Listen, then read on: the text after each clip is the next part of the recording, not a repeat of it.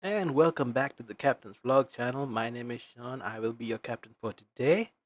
And today we'll be going over another Book of Choyer video called The Beginner's Lore Overview Guide to the Races in Total War Warhammer Trilogy.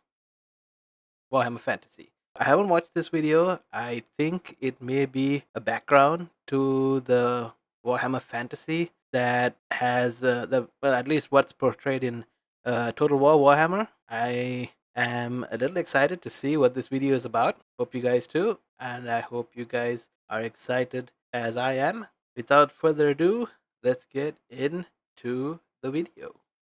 The time for the ultimate. That's a bit loud. Hope you guys are okay with the volume. Let me know if you need it adjusted for the next time. Campaign is now. All factions march to war. Uncountable banners dance against the skies, and the earth itself trembles in anticipation of the battles to come.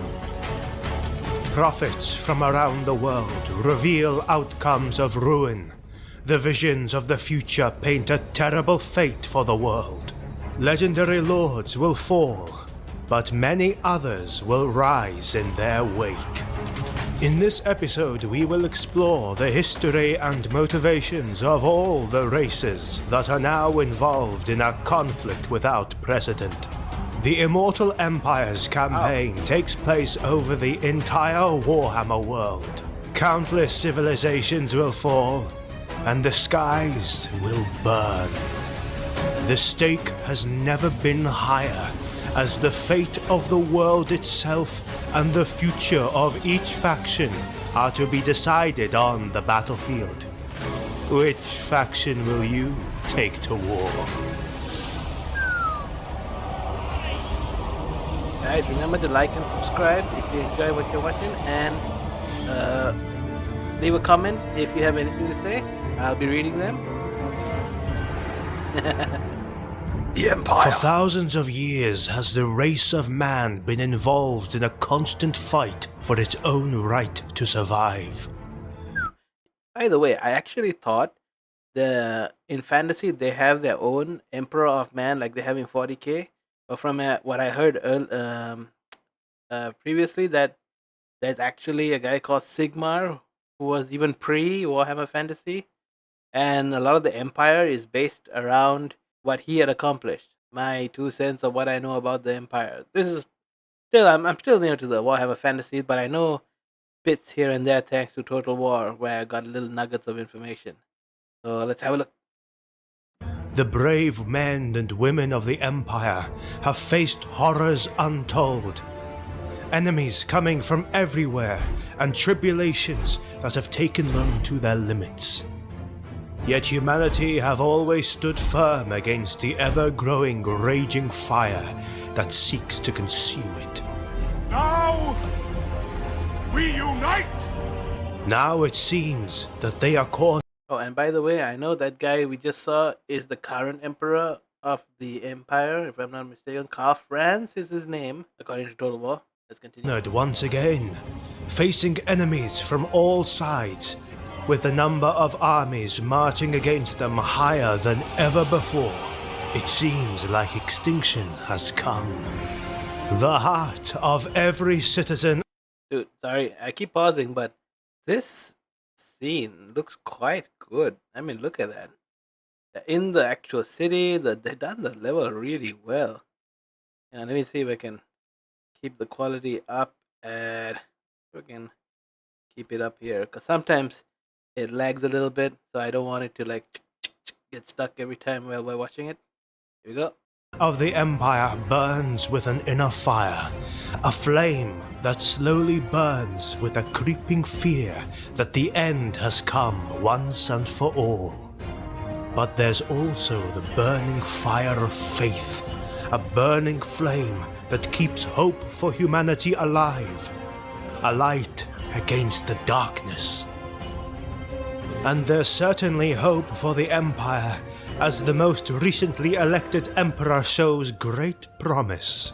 Karl Franz, Elector Count of Reichland, Emperor of Man, rightful owner of Galmaraz and Prince of Altdorf, takes up the throne and now commands the vast armies of humankind at the front lines.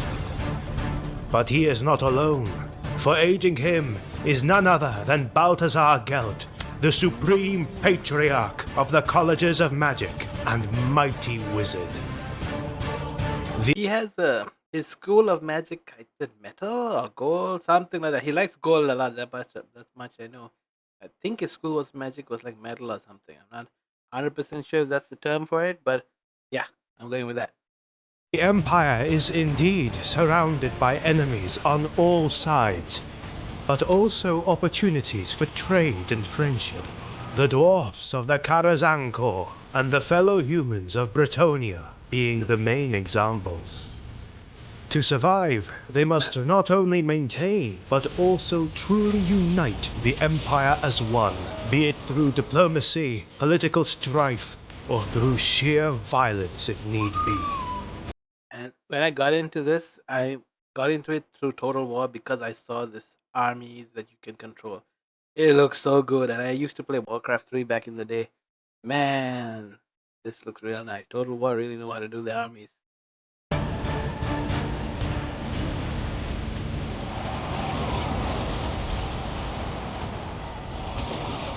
Only in total union and common purpose will the race of man have a chance against such overwhelming odds. The armies of the Empire are a sight to behold. Rows and rows of pikes make up the bulk of a basic Imperial army, with a solid core of crossbowmen and flanks of heavy cavalry, including Demigryph Knights, Knights of the Blazing Sun, Knights of More, and many more. They are all trained to answer any combat demands, and they are ready to face the horrors of war. Deadly artillery often supports any sizable force.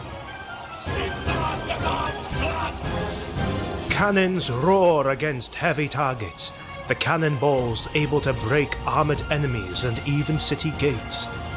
The Hellstorm rocket batteries unleash havoc on the hordes of enemy infantry, while the imposing steam tank roll over anything lighter than themselves.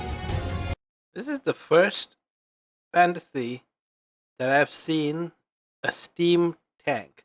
Can't remember if I've seen any kind of other steam tank in other fantasy genres, unless Warcraft actually has those ones are steam tanks. I wouldn't know. But here it literally says it's a steam tank. But alright. Again, I haven't played Warcraft 3 in a very long time, so I forgot a lot about stuff there. Hey, it says Franz on it. Call Franz. When the tanks have his name on it, what? Will the Empire of Man endure against such darkness that is consuming the world? Or will humanity face its total annihilation at the hands of the many enemies that now assail them?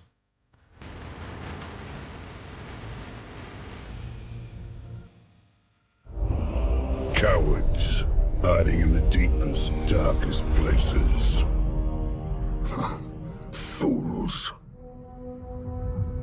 Dwarfs. Every Dwarfs. wrong is recorded. Every slight against us. Page after page, etched in blood. When men hid in caves, embracing life-saving fire and battling with wood and rock, the proud dwarfs built kingdoms within the mountains.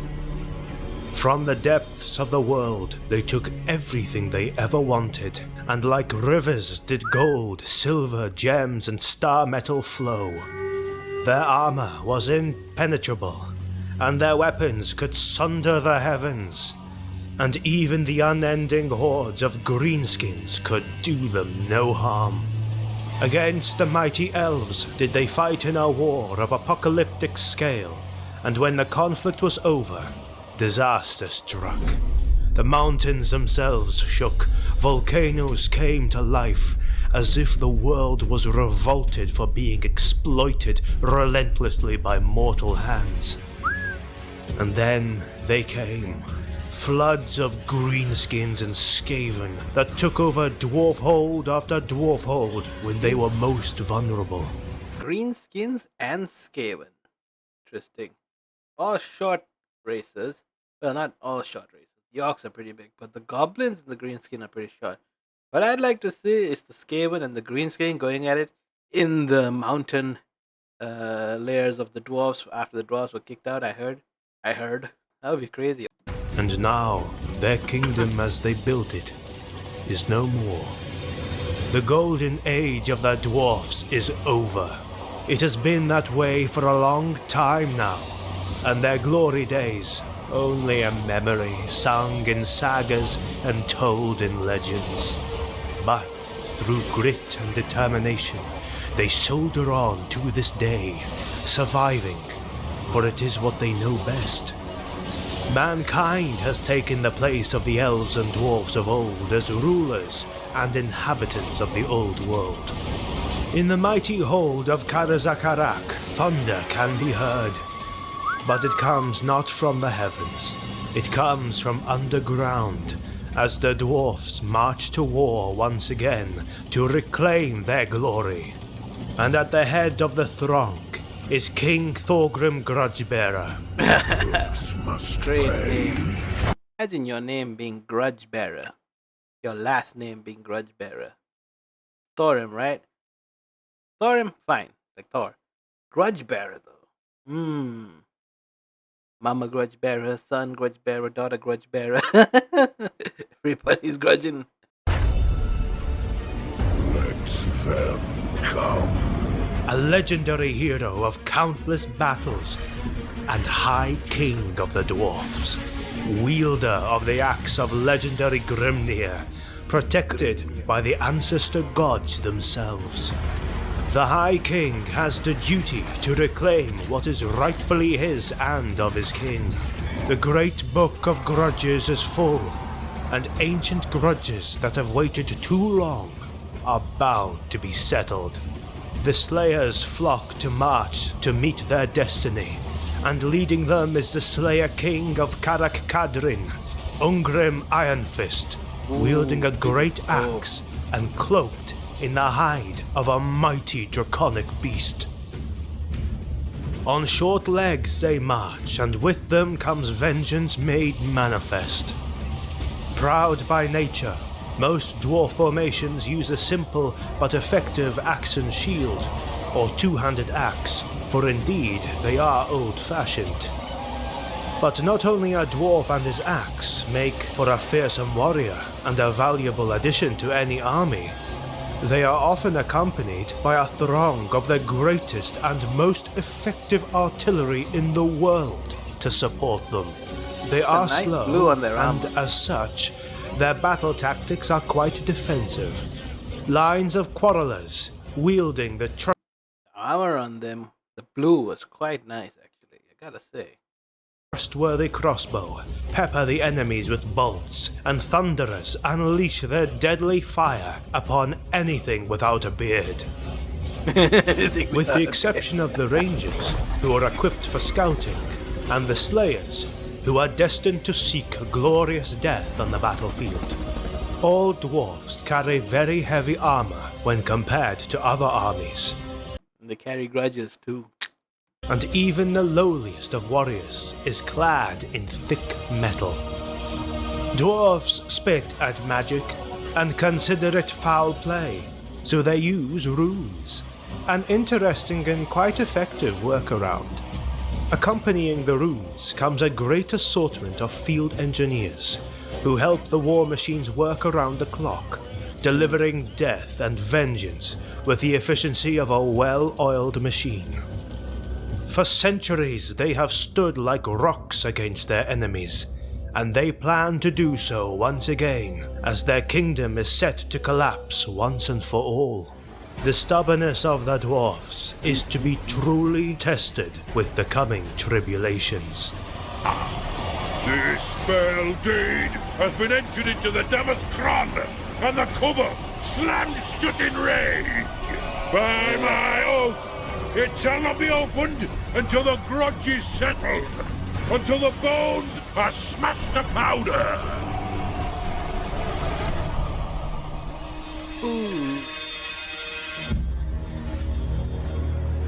When the fury of the Greenskins descends upon the land, it leaves nothing behind, save for total destruction and ruin.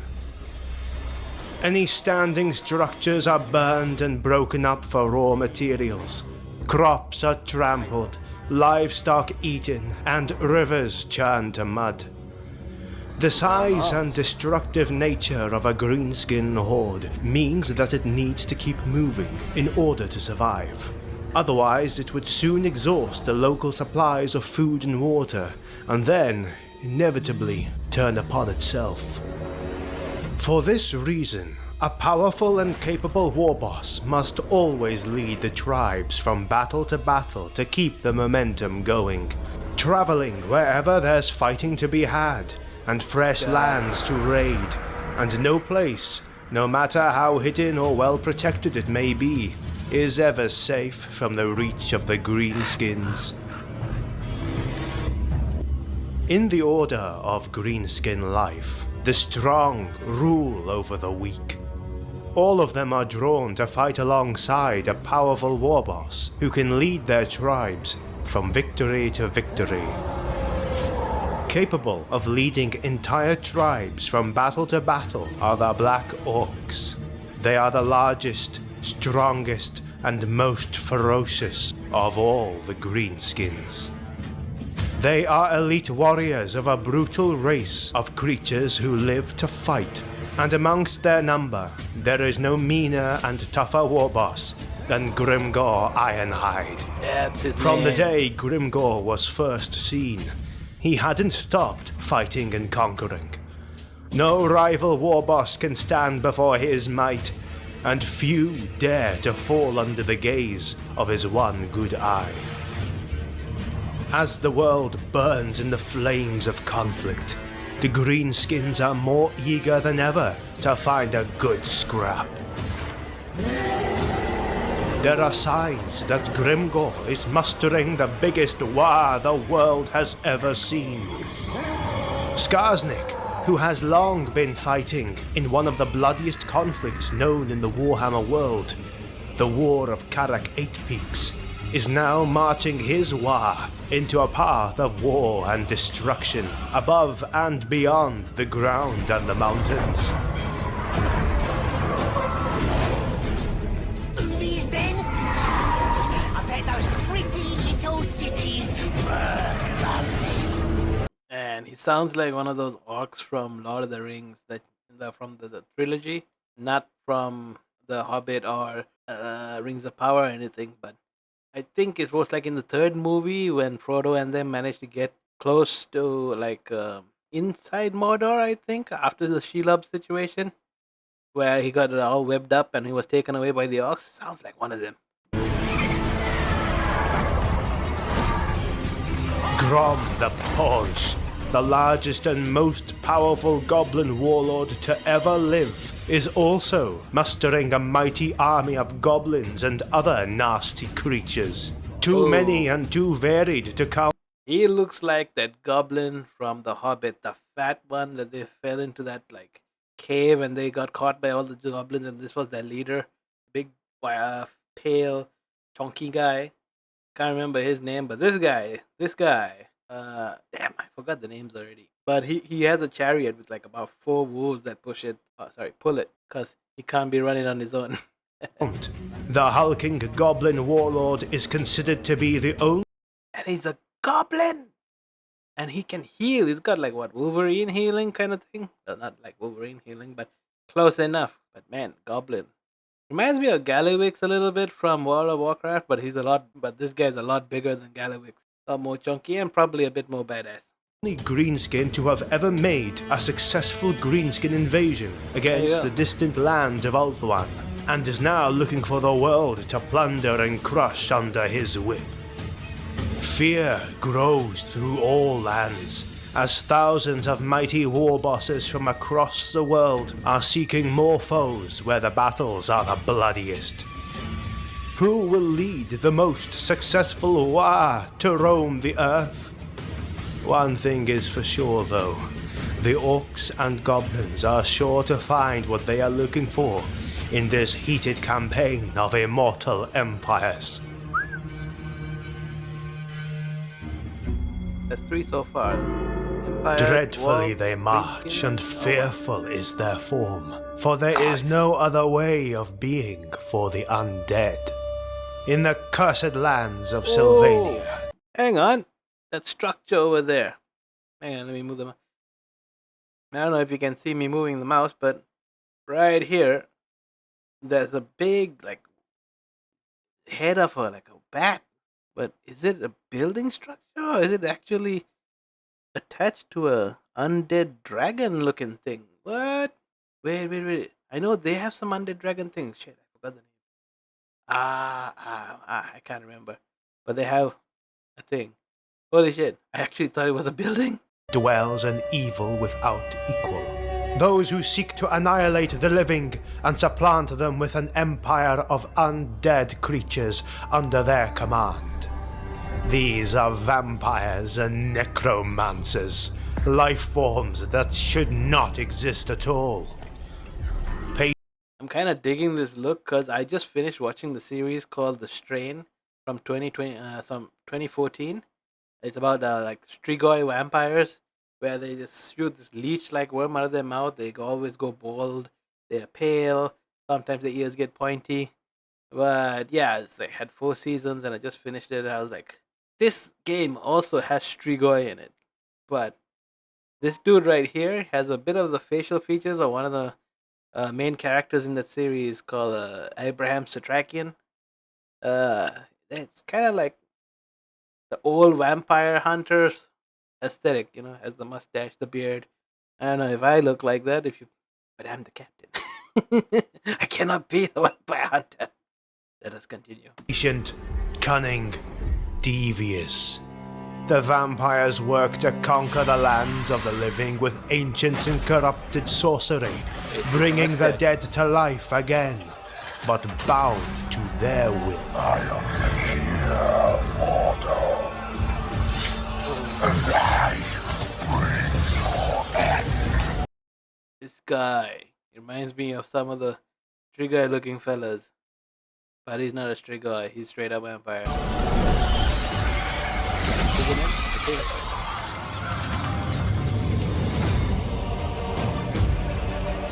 Warhammer will soon fall, and the rest of your pathetic cities will follow. Let me try to increase the quality. For some reason, it feels a little blurry on my end.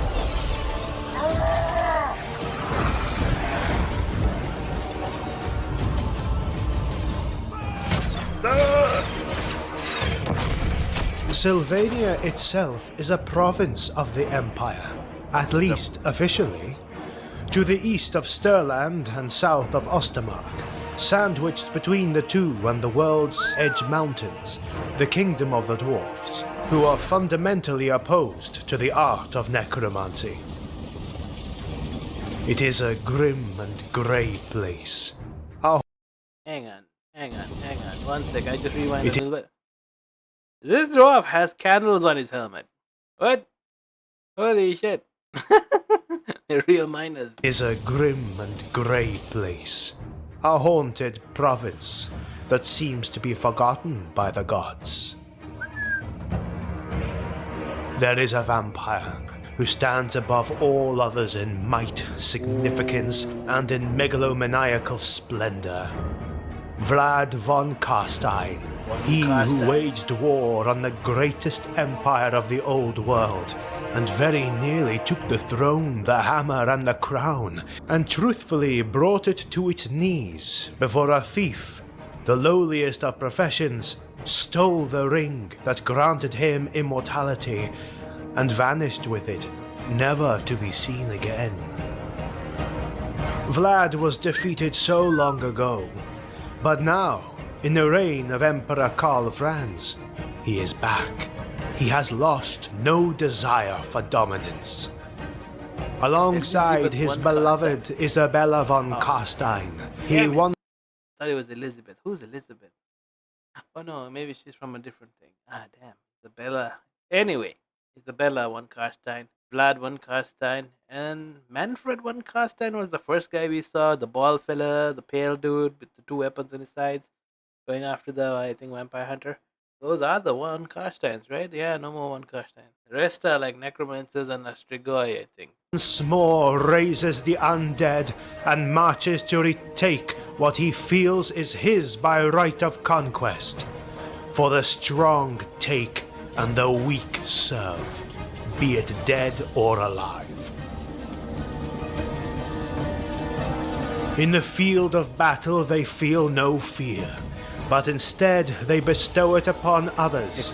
Indeed, although there are many a deadly form of unlife in the armies of the vampire counts, their main weapon is dread itself.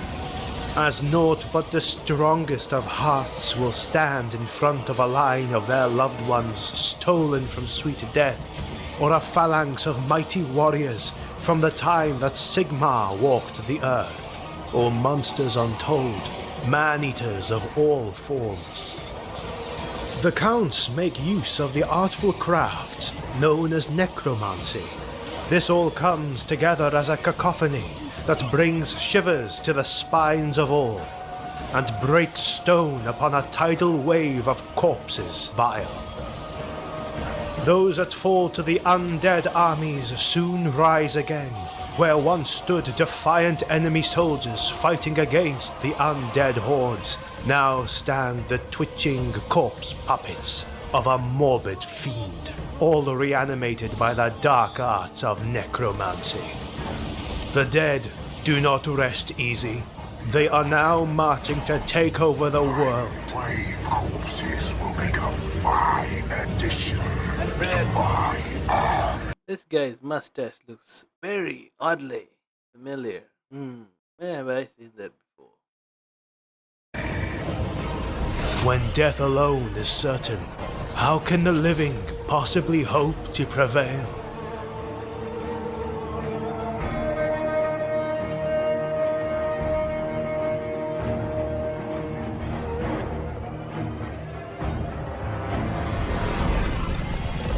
The children of chaos, or else known as the Beastmen, are present in almost all places of the world, hiding under the shadows and always stalking their prey.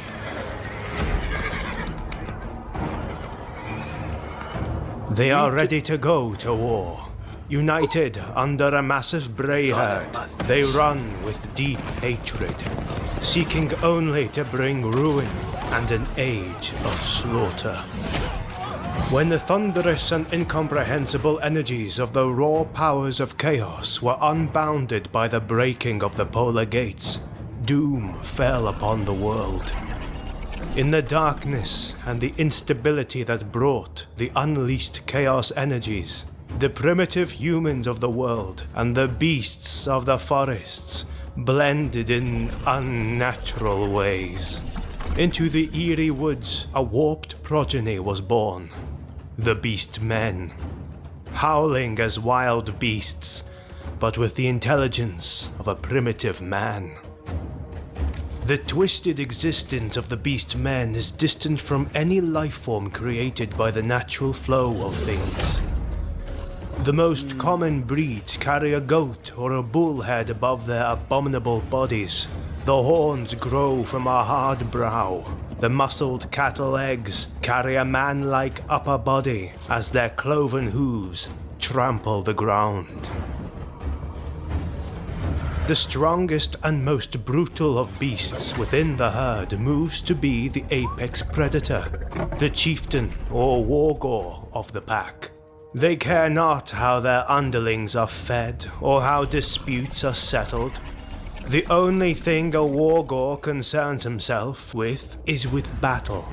Many legendary characters have been known to lead entire bray herds into battle, including Kazrak, the One-Eye, Malagor, the Dark Omen, Morgur, the Shadowgave, or Torox, the Brass Bull. Just as the chieftain seeks the leader of the enemy army to slay, The Bray shamans know no greater pleasure than hunting and butchering the priests of man in the field of battle, and then laying waste to their altars. With malign intent, they lead innumerable tribes of mutated creatures. Thousands of warherds exist across the entire world, many hidden deep in dark forests, while some others live in caves, mountains, or other hidden places. As the world is shaken to its core by the upcoming conflict of immortal empires, entire warherds are mobilizing to war, plundering and consuming all in their path. The Beastmen are amongst the most savage of all races in the Warhammer world, and they surely are a unique faction that seeks only to kill and destroy, to show mankind that they are the true predators at the top of the food chain. Bellowing, braying, and screaming, the Cloven Ones sound their brash horns as they quickly cover ground. The beast horde has opened its jaws, ready to consume all civilizations, and is now roaming far and wide. Get their corn. Well, For thousands of years, the Wood Elves have lived in harmony with the sentient forest of Athel Loren. They crave nothing so much as to be left alone, to tend of the forest in peace. The Wood Elves care little for the outside world. But when the fate of the nearby lands threatens Athel Loren, they stride to war alongside the full might of the forest. The Wood Elves are the masters of the bow, and it is said that an elven marksman can hit the eye of a goblin in the dark. They are slender and swift, with minds and bodies that are capable of great dexterity, constantly honing their skills in an environment that challenges them every day of their lives. The Wood Elves are also supported by mighty tree men, colossal living trees that smash through the enemy lines with their gnarled fists, pulverizing all in their path. They are implacable, fearing neither pain nor death, for their bodies no longer have the ability to feel sensation. Ariel, the queen of the forest and one of the most powerful wizards in the world, is the avatar of Isha, the ancient elven goddess of nature. And when the realm of the Wood Elves is threatened, Orion is the first to fight in its defense. The demigod Orion is the king of Athel Loren. He dies in flame each year and is reborn anew each spring. But we are ready. Upon finding and settling upon the magical forest, many elves learned the art of tree singing and learned to speak with the life essence of the trees, whispering and listening to the spirits of that sacred place. It was then that the elves, always respectful of all things natural, truly embraced Athel Loren as their home.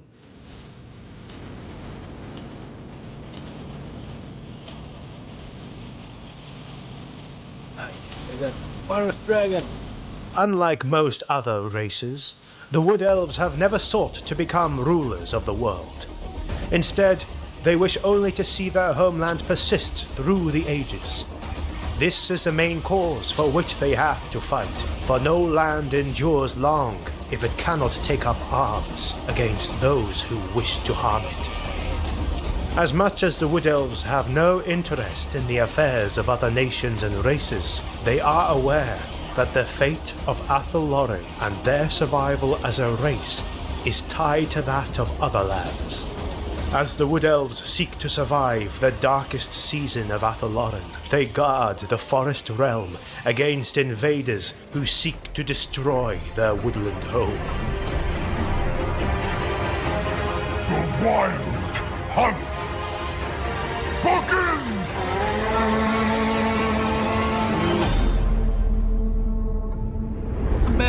for the will.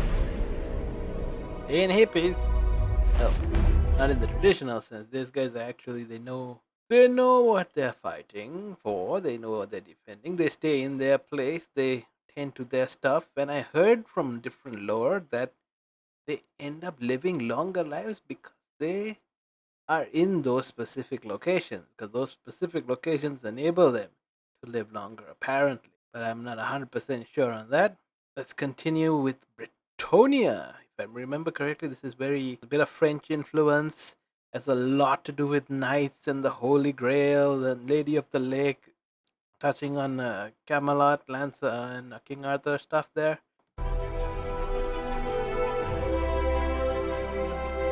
Ah, Bretonnia, land of knights, chivalry, feudalism, trebuchets, and the Lady of the Lake.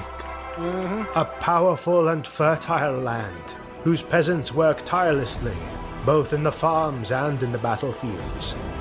When the mighty Sigmar Heldenhammer came to create his empire, he asked the Bretonni, founding tribe of these lands, to join him, but they refused to be part of the new Empire of Man. Indeed, this powerful bastion of humanity has clashed with the Empire on more than one bloody occasion, as well as with the Wood Elves of Athel, who technically reside in righteous Bretonnian land. The current Royak of Bretonnia, Loren Leoncoeur, named Lionheart by the Lady of the Lake herself, commands respect from all dukes under his command. He is the Duke of Couronne, one of the mighty Grail Knights, and the penultimate warrior king of Bretonnia. Although minor border skirmishes between dukedoms and imperial provinces are inevitable, Loren is a friend of the Empire, and indeed a friend of Emperor Karl Franz himself. By his side stands the Fey Enchantress, a powerful vessel to the Lady of the Lake, and Alberic de Bordelot, a mighty duke and worshipper of Manan, god of the sea, and together they seek to banish the forces of chaos from their lands. The Bretonni are courageous beyond doubt, and even the humble peasant turned man-at-arms, pulled away from home and hearth by war, spills his blood gladly for the lady and the land, with polearm and bow in hand. The solid core of a That's a lot of knights. Bretonnian army is, however, its cavalry, for they are renowned across the old world and beyond as having the best knights around. From the lowly knights errant to the vigorous Grail guardians, they are all death delivered on horseback. But that is not all, for the most accomplished amongst them take as their mounts an elegant and rare creature, the Pegasus, and with them they ride amongst the very winds. These brave warriors protect humanity against the growing evils of chaos and the constant menace presented by the Orcs, Goblins, Skaven, and other monstrous creatures that threatens mankind's survival. In the direst of hours, the Knights of Bretonnia ride like an avalanche against the foe. They carry their honor and their strength, and no enemy shall stand before them.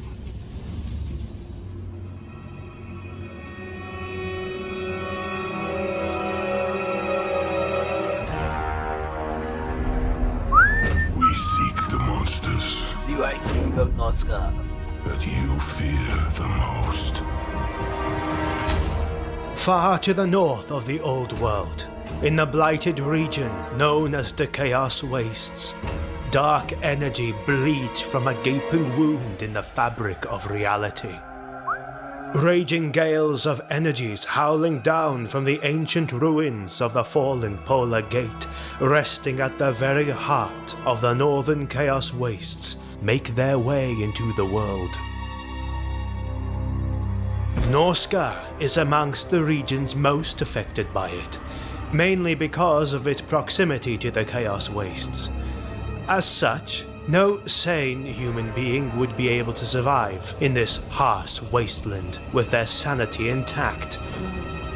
It is for this reason that most, if not all, the tribes of Norsca are affected to some extent by the power of chaos, causing their flesh to warp. Alright, 1 second. I just want to have a quick run through of what we saw. We just saw the Empire, we saw the Dwarfs, we saw the... what was it called? Greenskins after that? Yeah, after the Dwarves, it was the Greenskins, then the Vampire Counts, then the Beastmen, Wood Elves, we just saw them. Bretonnia was the previous one. Gone through 7 already, and Norsca is the 8th. That's a lot so far. What? Not even halfway done. Wow. And mutate through the influences of their gods, and their minds to be plunged into the darkest depths of the most violent insanity. The Northmen are barbarous and savage, worshipping outlandish gods and living lives that are altogether harsh and primitive. They have no time for plough or sickle, for their tools are the axe, the sword, and the shield. What their own lands cannot provide, they simply take from the lands of lesser men by brute force. Norsca and the Northlands is a grim and shadowy land, where the weak do not live long. And living means a constant fight for survival, supremacy, and the chance to appease the gods. War among tribes is common in this giant, icy graveyard. That guy's Wolfric. To the Northmen, there is no greater honor than to fight and perish in the armies of chaos under the gaze of the gods. To become a mighty warrior, offering up the deaths of those they slay on the battlefield with each passing day. Though the vast majority die in the attempt, there will occasionally emerge a warrior strong and driven enough to be chosen by the gods as one of their champions. When chaos is ascendant, the men of the North are more willing to put aside their rivalries and disputes. As word spreads of a coming conflict, the tribes gather together in a great marauding horde under the command of a fell champion of chaos, who they will follow to the corners of the world in the name of conquest. Now, more than ever, they march forth, and the dreaded war horns of the North can be heard all across the world. These mammoths they got here, they have quite a bit of them. Even that Wolfric guy rides on them as a mount sometimes, but they remind me of those massive mammoths you get in Lord of the Rings.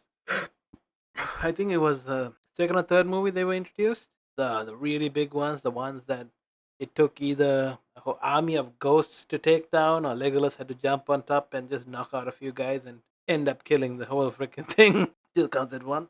By the way, this is quite a long video. I'm considering after the next army, maybe I will pause it and continue again on another day as a part 2 to this video. Alright? My videos generally tend to be a bit longer, so I'm going to try to keep a few of them shorter by breaking them apart a little bit.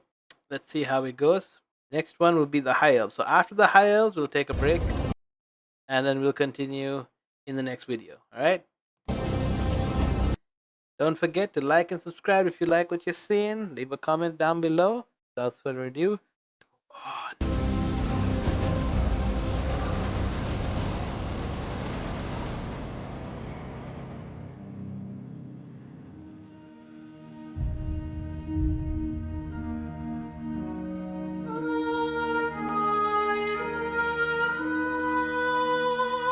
High above the other races of the world, the High Elves are the most noble of all the creations of the Old Ones.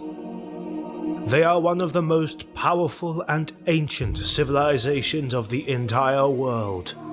Nimble in combat, pristine when it comes to diplomacy, and wielders of powerful magic, they dominate their enchanted home continent of Ulthuan, and have influences far beyond and across the world.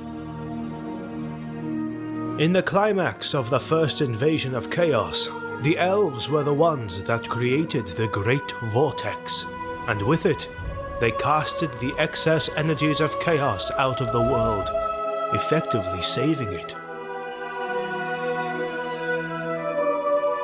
A long time ago, the race of the elves was united as one, and there were no dark, high, or wood elf, but only a single kingdom.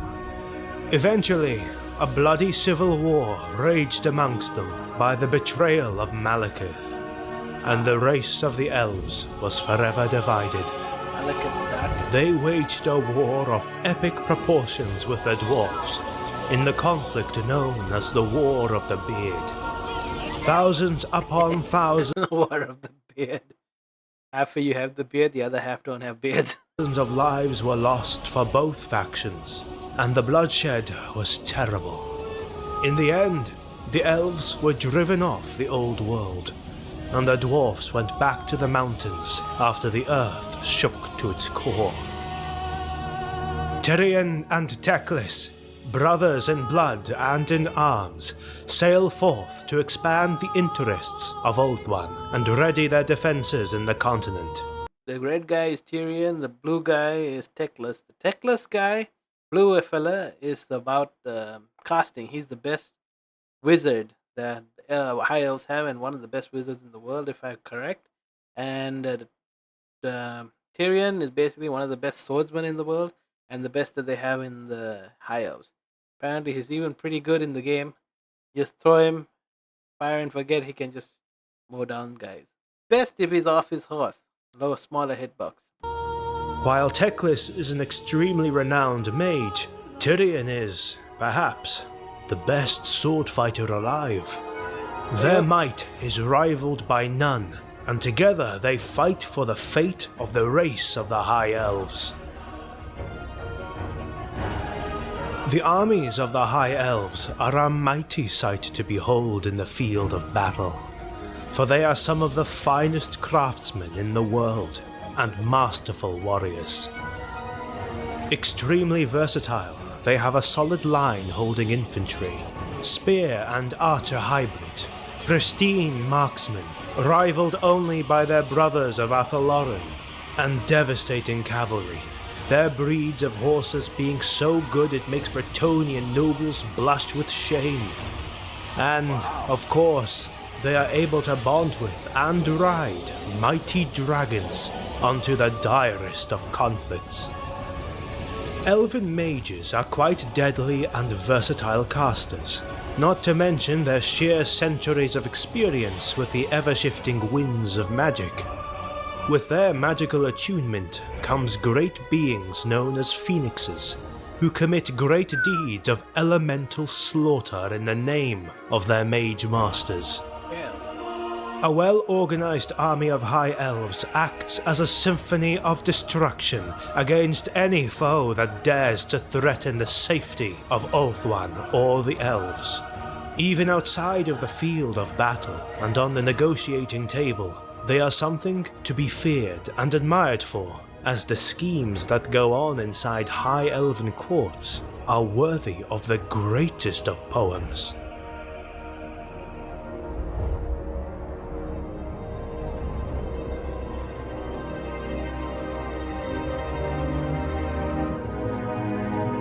Alright, Dark Elves, man.